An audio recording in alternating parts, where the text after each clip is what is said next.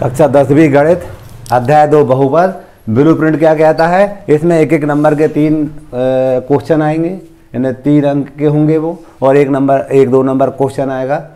इस प्रकार से 5 अंक है। कल से बाय मिस्टेक मैंने जो ब्लूप्रिंट बता रहा था वास्तविक संख्याओं का, वो भी ऐसे ही है कि 3 ऑब्जेक्टिव है उसमें और 1-2 नंबर का क्वेश्चन है। क्लियर, उसको सही कर लेना। अब इसके हम बहुविकल्पीय क्वेश्चनों को देख रहे हैं।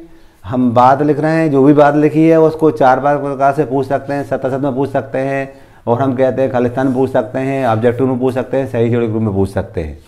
एक वाक्य में शब्दों लिखो, उत्तर लिखो, उसमें पूछ सकते हैं वो। तो देखिएगा, जैसे हम कहते हैं चर x के बहुपद px में x की उच्चतम घात बहुपद की खालिस्तान कहलाती है, तो घात कहलाती है। अब सीधा सीधा ये इसमें हमने घात लिख दिया और मैंने डबल लाइन कर दी, इसका आंसर हो गया। आपसे ऐसा ही पूछ सकते हैं सत्य में चर x के बहुपद px में x की उच्चतम घात बहुपद की घात कहलाती है, तो आप कहोगे सत्य है। यानी कोई भी यहाँ पर प्रश्न लिखा है उसको हम 5 प्रकार से देखेंगे, खालिस्तान के रूप में, सत्य के रूप में, वस्तुनिष्ठ के रूप में, सही जोड़ी के रूप में, और एक वाक्य में उत्तर लिखो उसके रूप में। 5 प्रकार से देखेंगे हम। क्लियर, इतने ही 13 प्रश्न हैं हमारे पास, इनमें से ही 3 परीक्षा में आपको मिलेंगे। ठीक है, अभी अपन तैयार करने जा रहे हैं। घात 1 के बहुपद को हम रैखिक बहुपद कहते हैं। अब आपको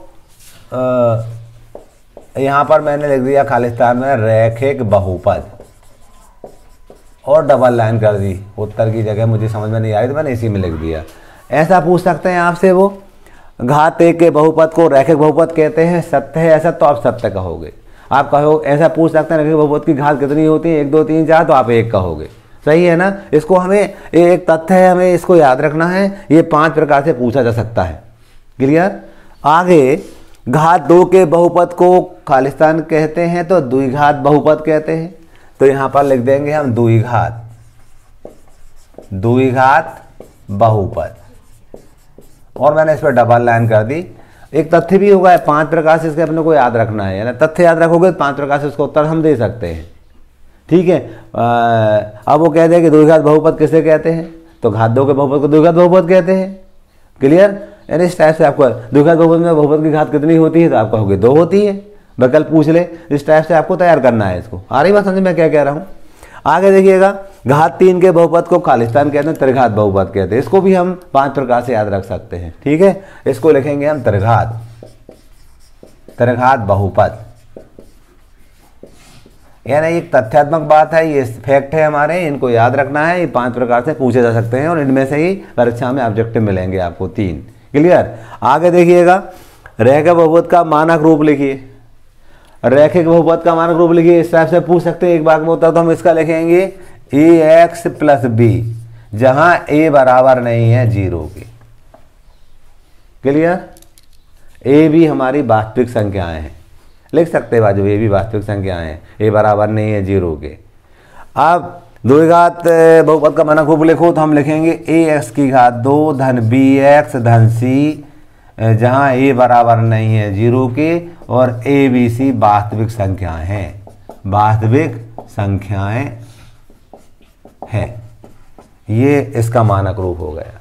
फिर कह दिया त्रिघात बहुपद का मानक रूप लिखिए, तो लिखेंगे इसको हम ax की घात 3 धन bx की घात 2 धन cx धन d, जहां a बराबर नहीं है 0 के, और a b c d वास्तविक संख्याएं हैं। क्लियर। रैखिक बहुपद ax + b का शून्य क्या होगा, हमें मालूम है ax + b था, इसका शून्य निकालना तो इसको बराबर 0 को लेते हैं। ax बराबर, ये धन भी इधर आएगा तो ऋण भी हो जाएगा, x बराबर, ये यहाँ गुणा कर रहा है, इधर आएगा, a गुणा कर इधर आएगा भाग करेगा तो ऋण b/a होगा। इस टाइप से हम कहेंगे ax + b का शून्यक -b/a होता है। ये परीक्षा में कई बार आया है, इंपॉर्टेंट है, इसको आपको ध्यान रखना है। रैखिक बहुपद ax + b का शून्यक ऋण b/a होता, कैसे निकला वो भी मैंने आपको समझा दिया। ठीक है ना। रैखिक बहुपद ax + b का आलेख एक सरल रेखा होती है। यदि ग्राफ खींचेंगे इससे हम, तो कैसा एक सरल रेखा प्राप्त होगी। क्या लिखेंगे हम, सरल रेखा।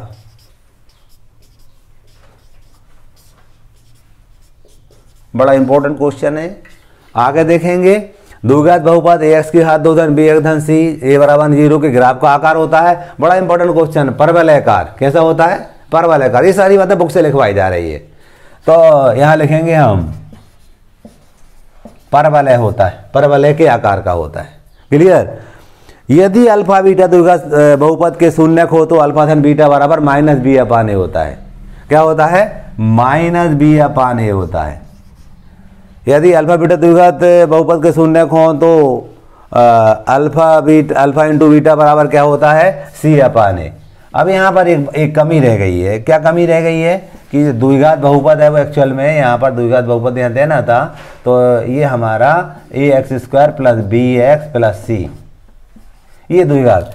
यदि अल्फा बीटा द्विघात बहुपद ax की घात 2 धन bx धन c के शून्यक हो तो अल्फा धन बीटा बराबर ऋण b बटे होता है। यहाँ पर भी यही आएगा। यदि अल्फा बीटा द्विघात बहुपद ax की घात 2 धन bx धन c के शून्यक हो तो अल्फा इंटू बीटा c अपान ए होता है। क्लियर? आगे 13वां, यदि अल्फा बीटा गामा त्रिघात बहुपद ax की घात 3 धन bx की घात 2 धन c x धन d के शून्यक हो तो अल्फा धन बीटा धन गामा बराबर होता है माइनस बी अपान ए। अल्फा बीटा धन बीटा गामा धन गामा अल्फा ये होता है सी अपान ए, और अल्फा बीटा गामा बराबर होता है माइनस डी अपान ए। क्या होता है? माइनस डी अपान ए। ये इस टाइप से विकल्प हैं, इनमें से ही परीक्षा में आपको देखने को मिलेंगे। क्वेश्चन नंबर 2 है हमारा, px एक बहुपद है, y और px के ग्राफ दिए गए हैं। हमें बताना है कि प्रत्येक स्थिति में इनके शून्य क्या हैं। जो हम ग्राफ दे रखे हैं, तो जो वक्र होता है, ये वक्र है हमारा, इस टाइप से ये वक्र है हमारा। ये वक्र एक्स को कितनी जगह काटता है वह उसके शून्यक होंगे। ठीक है?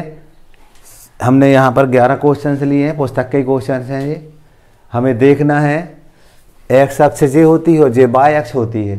तो ये वाली अक्ष कहलाती है एक्स अक्ष हमारी, ये एक्स अक्ष है हमारी, और ये वाली वाई अक्ष है। तो जो हमने जो वक्र खींचा ना, ये वक्र खींचा हुआ है, वो एक्स अक्ष को कितनी जगह पर काट रहा है, जितनी जगह पर वो प्रच्छेद कर रहा है वही उसके शून्यक होंगे। गिन करके अपन देखेंगे। तो यहाँ पर देखो, ये जो वक्र गया है ये px का वक्र है हमारा, तो ये एक्स को एक ही जगह काट रहा है, इसलिए इसका जो शून्यक होगा वो 1 हो जाएगा। तो हम लिख देंगे शून्यक बराबर 1। क्लियर? इसकी बात करते हैं। देखो ये वक्र है इसका px, y बराबर px का ये वक्र है, px का बहुपद है हमारा, उसका वक्र इस टाइप का है। ये एक्स को एक जगह काट रहा है और एक दो जगह काट रहा है। तो हम लिखेंगे शून्यक इसके 2 होंगे, शून्यक बराबर 2। अगला देखेंगे हम, तो देखो ये जो वक्र दिया ना, ये वाला वक्र एक्स को कितनी जगह काट रहा है? 1 जगह, 2 जगह और 3 जगह। तो शून्यक होंगे हमारे 3। इसको देखा हमने, ये सरल रेखा है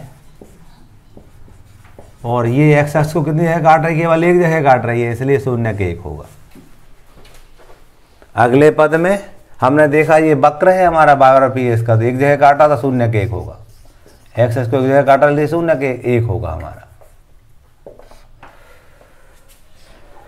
हम देखेंगे यहाँ ये 1 जगह काट रहा एक्स को, दूसरी जगह, तीसरी जगह, चौथी जगह। तो हम लिखेंगे शून्यक इसके 4 होंगे। ये वाली सरल रेखा इसको नहीं काटा, वो तो y को काटे तो शून्यक 0 होगा, शून्यक इसका 0 होगा। क्यों? क्योंकि ये सरल रेखा है, एक्स को नहीं काट रही है, इसलिए शून्यक 0 होगा। एक्स को काटेगी तभी शून्यक कहलाते। गिन करके, कटान बिंदु को गिन के हम शून्यक निर्धारित करते हैं। यहाँ पर देखो 1 जगह काट रहा है ये वक्र, तो शून्यक जो होगा वो हमारा 1 होगा। इसको देखेंगे आप, तो ये 1 और 1 2 जगह काट रहा है, तो हम लिखेंगे शून्यक इसके 2 होंगे। इसमें देखेंगे हम, तो 1 2 3 4, तो शून्यक हमारे 4 होंगे। यहाँ देखेंगे तो 1 2 3, तो शून्यक हमारे 3 होंगे। क्लियर? इस टाइप से हमने क्वेश्चन कंप्लीट कर लिया। शून्यक कैसे ज्ञात करते हैं, ग्राफ देख करके हमने सीख लिया है। क्वेश्चन नंबर 3 था, बहुपद s की घात 2 ऋण 3 के शून्यक ज्ञात कीजिए। 2 नंबर क्वेश्चनों को देख रहे हैं। सबसे पहले 1 से 13 तक के क्वेश्चन वस्तुनिष्ठ थे, उसके बाद वाले क्वेश्चन 2 नंबर, इनमें से कोई ना कोई क्वेश्चन देखने को मिलेगा आपको। तो बहुपद x की घात 2 ऋण 3 के शून्य ज्ञात कीजिए। हल लिखते हैं हमने हल लिख कर लिखा x की घात 2 ऋण 3। हम जानते हैं जो 3 था ना, इसको हम लिख सकते हैं करनी 3 का वर्ग लिख सकते हैं। तो यहाँ अगले पद में x की घात 2, इसको लिख सकते हैं करनी 3 का वर्ग। हम एक सूत्र छोटी कक्षाओं में जानते हैं, 7वीं 8वीं से जानते हैं, a की घात 2 ऋण b की घात 2 बराबर a minus B A plus B होता है।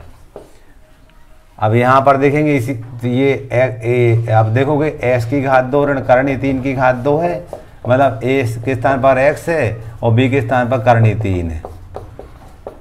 यदि सूत्र से विस्तार करेंगे तो ऐसा विस्तार हो जाएगा इसका। तो यहाँ पर लिखेंगे हम x ऋण करनी 3 और x धन करनी 3। शून्य ज्ञात करना है तो हम क्या करेंगे, गुणनखंड निकाल लिए हैं, अब इनको 0 को बराबर लेंगे। x ऋण करनी 3 बराबर 0 या x धन करनी 3 बराबर 0। ठीक है, x बराबर करनी 3 इधर आया तो धन का हो जाएगा, ऋण का। ये इधर वाला क्या हो जाएगा, कमा लगा सकते हैं, x बराबर ऋण करनी 3। ये उत्तर हो गया आपके। क्लियर। इसी टाइप से शो करेंगे। हल लिखा हमने, t की घात 2 ऋण 15 दिया था, t की घात 2 15 को लिख सकते हैं करनी 15 का वर्ग। इस सूत्र को लगाएंगे हम तो ये हो जाएगा t ऋण करनी 15 और t धन करनी 15। शून्य निकालने के लिए हम लिखेंगे t माइनस करनी 15 बराबर 0 कामा t धन करनी 15 बराबर 0। पक्षांतर से t बराबर करनी 15 धन के आ जाएंगे और t बराबर ऋण करनी 15 आ जाएंगे। यही हमारे आंसर होगा, यही हमारे शून्य होंगे। बड़े इंपॉर्टेंट क्वेश्चन है 2 नंबर के हिसाब से। इसको देखिएगा, हल लिखा हमने 4u की घात 2 धन 8u था। हम यहाँ से 4u कॉमन लेंगे तो u धन 2 बचेगा। अब 4u बराबर 0 कामा u धन 2 बराबर 0। गुणनखंड निकालने के बाद शून्य निकालने के लिए इन गुणनखंडों को 0 के बराबर लेते हैं हम। तो u बराबर 0, 0/4 है, 0 ही आएगा और यहाँ u बराबर हो जाएगा ऋण 2, पक्षांतर करेंगे तो ये हमारा आंसर हो जाएगा। अगला बहुत अच्छा क्वेश्चन है, एक द्विघात बहुपद ज्ञात कीजिए जिसके शून्यकों का योग और गुणनफल क्रमशः ऋण 3 और 2 है। उदाहरण का सवाल है। तो हम जानते हैं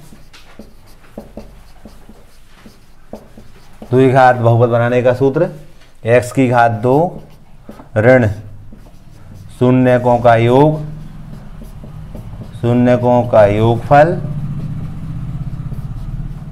इंटू x धन शून्यकों का गुणनफल। ये सूत्र होता है, ये याद रखेंगे, 2 नंबर मिलेंगे हमको। ये सूत्र लिखने भर के 1 नंबर है आपके। x की घात 2 ऋण शून्य को योगफल का मान ऋण 3 दिया है, ऋण 3 रख देंगे, बाहर x था, इसका गुणनफल का मान 2 दे रखा था। तो x की घात 2 ऋण ऋण का धन 3x धन 2, ये हमारा आंसर होगा। इस टाइप से हमने क्वेश्चन नंबर 5 किया।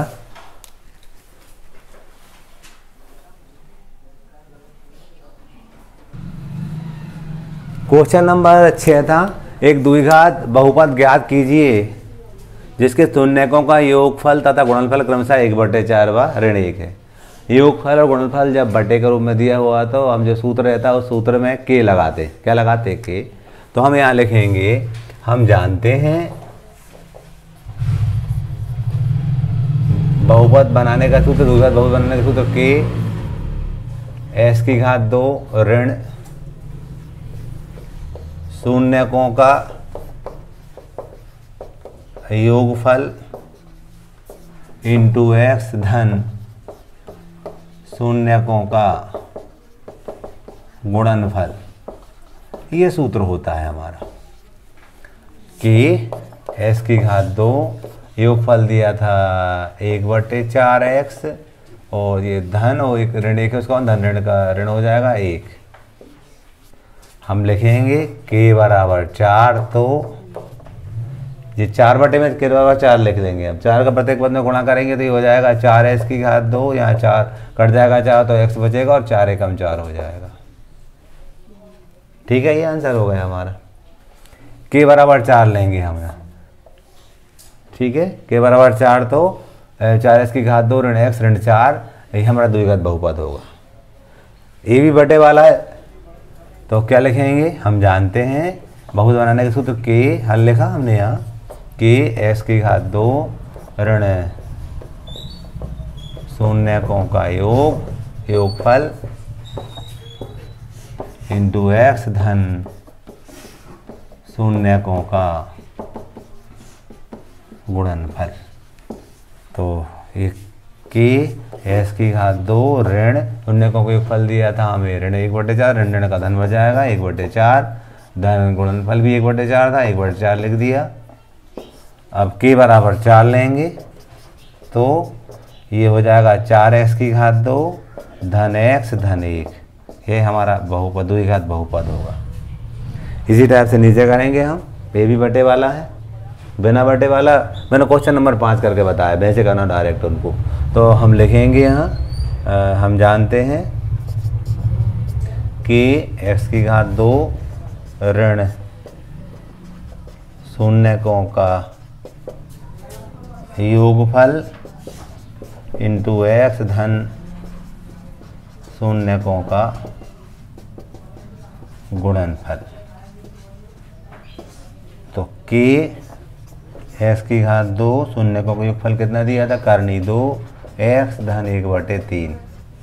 अब के बराबर 3 लेंगे हम तो क्या बनेगा, ये 3x की घात 2 ऋण 3 करनी 2 x धन 1, यानी 3 का प्रत्येक पद में गुणा करते हैं यहाँ, तो 3x की घात 2, यहाँ 3 करनी 2x, तो यहाँ 3 करेंगे तो कट जाएगा तो 1 बचेगा। इस टाइप से ये हमारा आंसर होगा। ये अध्याय 2 हमारा कंप्लीट होता है।